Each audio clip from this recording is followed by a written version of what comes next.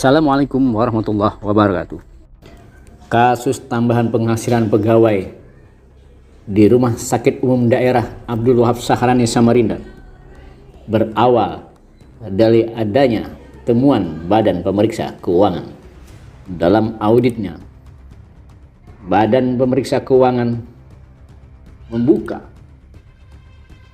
bahwa telah terjadi kelebihan pembayaran TPP dan THR sebesar 6,81 miliar yang terdiri TPP dan THR tahun anggaran 2022 sampai dengan September yang berindikasi digunakan kepentingan pribadi saudari YO sebesar 1,3 miliar.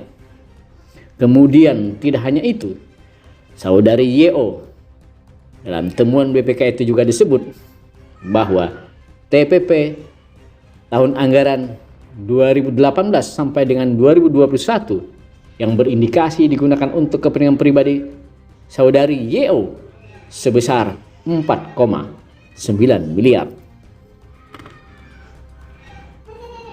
Terkait dengan persoalan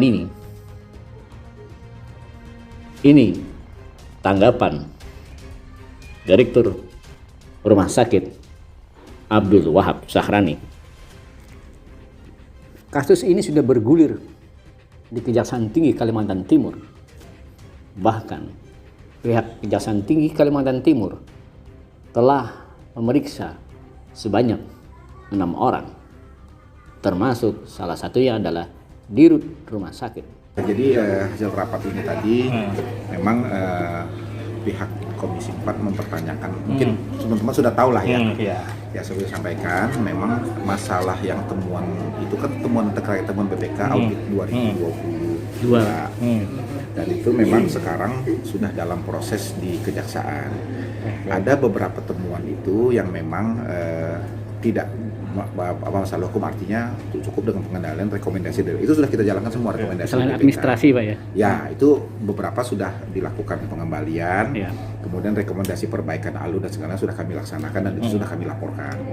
Sedangkan untuk yang TPP itu, nah itu memang ada unsur kesengajaannya, itu memang kita juga mengharap itu harus selesai sampai di, dan sekarang kan sudah dalam proses pemeriksaan. Saya pun sudah dipanggil kejaksaan juga untuk diminta keterangan. Terus Pak, kan yang 6,3 ini dalam tanda kutip dimanfaatkan oleh oknum. Iya, betul. Nah, kira-kira solusinya untuk yang karyawan jadi korban ini apa yang dilakukan oleh pihak rumah sakit? Jadi gini, itu Gimana? Itu TPP itu kan tunjangan ya. Tambahan penghasilan. Jadi, tambahan penghasilan. Dia itu mengambil tunjangan penghasilan pegawai yang tidak berhak menerima, tapi datanya dia rubah. Jadi kan ada pegawai yang sudah pensiun, ada pegawai yang cuti di luar tanggungan negara, ada yang cuti sekolah sampai 2-3 tahun kan tidak ada TPP. Cuman itu data dirubah sama dia, begitu dia laporkan, oke dicek, begitu kembali ke dia setor ke bank, nama-nama yang tidak berhak menerima itu dimasukkan ke daftar itu dan rekening itu dikirim ke rekening pribadinya dia. Jadi tidak ada yang dirugikan. Makanya tidak pernah ada keluhan, tidak ada aduan. Perubahan administrasi ya. Jadi orang yang tidak berhak menerima itu yang diambil ke pribadinya dia. Datanya. Iya, seperti itu. Terakhir Pak, menurut sepengetahuan Bapak, apakah hanya dia sendiri yang bermain di situ dalam tanda kutip? Pengakuan dia sampai saat ini, kemudian juga waktu kemarin di kejaksaan saya minta keterangan, pengakuan dia kejaksaan juga dia sendiri. Tapi dia punya aset rumah, mobil dan apa dia kan kebetulan punya perkebunan, izin perkebunan itu sudah kita tahan semua. Sudah kita ambil semua untuk itu. Oke, terima kasih. Pak, terkait kasus ini kan mempengaruhi ya tanda kutip citranya rumah sakit Betul. sendiri. Nah, itu bagaimana dari rumah sakit sendiri Pak untuk memperbaiki citra itu? Jadi begini, kalau masalah citra rumah sakit itu biasanya terkait dengan pelayanan kan, itu kan kita berusaha mengoptimalkan pelayanan. Nah kalau masalah keuangan ini untuk berubah citranya, makanya begini, saya cerita aja nih ya. Itu kan temuan BPK itu kan terkait dengan audit 2022.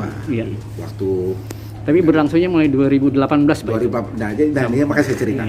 Jadi waktu BPK itu menyampaikan ke saya bilang rasa-rasanya ini tidak mungkin kan, dia baru 1 tahun ini kan. Saya minta BPK bisa tidak bantu untuk mau di tahun sebelumnya. Kemudian BPK minta izin ke bank itu hanya bisa memberikan data 5 tahun, makanya 2018 mulainya itu. Jadi saya sendiri yang minta supaya itu ditelusuri lebih lanjut. Kalau perlu saya bilang dicarikan kalau memang ada orang lain yang bermain dengan dia diperiksa juga sekalian, ternyata memang hasil pengakuan dia baik ke BPK, ke Wadir Pelayanan Pak Agung maupun ke Kejaksaan dia bermain sendiri. Oke, siap. Itu ya Citra. Wakil rakyat yang duduk di Komisi 4 DPRD Kalimantan Timur menyikapi serius persoalan ini, bahkan memanggil pihak manajemen RSUD AWS untuk dimintai klarifikasi terkait temuan BPK ini. Berikut tanggapan Ketua Komisi 4 DPRD Kalimantan Timur Ahmad Breja Pahlepi. Ketua Daerah Abdul Sarani, yang jelas pada intinya untuk kasus masalah penggelapan atau penyalahgunaan dana yang ada di tubuh internal rumah sakit tersebut sudah ditangani oleh aparat hukum dari Kejaksaan, dan ada juga sudah disampaikan ini masih proses pemeriksaan dan sudah penetapan tersangka. Kemudian juga ada unsur untuk pengembalian dana kerugian, informasi seperti itu, dan juga ada beberapa jaminan yang milik bersangkutan sudah diserahkan kepada rumah sakit. Dan ini juga penjelasan anggota Komisi 4 DPRD Kalimantan Timur Salehudin yang juga mengikuti RDP. Nah, untuk kasus TPP yang sudah diposisikan tersangka itu sudah berjalan, dan itu juga sudah di ranahnya apa ya? Masuk Kejaksaan. Masuk Kejaksaan. Nah, harapan kita juga ini juga dibuka secara secara jelas-jelasnya kepada publik, agar jangan sampai presiden buruk ini terulang kembali. Karena terlepas dari kelalaian dari pihak manajemen, kemudian pengawasan internal, termasuk juga ya mohon maaf ini juga terkait dengan sistem bank yang ada kaitan dengan proses pembayaran, ini juga harusnya menjadi perhatian mereka gitu. Jangan sampai walaupun nilainya kecil, tapi kalau dilakukan berulang kali bertahun-tahun ya besar jadinya gitu. Bahkan ya mohon maaf dia punya investasi perusahaan izin berkebun walaupun belum jalan ya. Tapi kalau orang investasi perkebunan jelas ya dia punya modal yang besar. Terlepas dari itu, ini jadi pelajaran berarti bagi manajemen rumah sakit AWS Sarani. Bukan hanya manajemen rumah sakit ini, bahkan rumah sakit yang lain. Transparansi, proses koordinasi, kemudian bagaimana memahami regulasi terkait dengan misalnya anggaran, itu betul-betul harus dipahamkan sehingga tidak terjadi, meminimalisir terjadinya penyimpangan yang akhirnya berujung pada kasus hukum.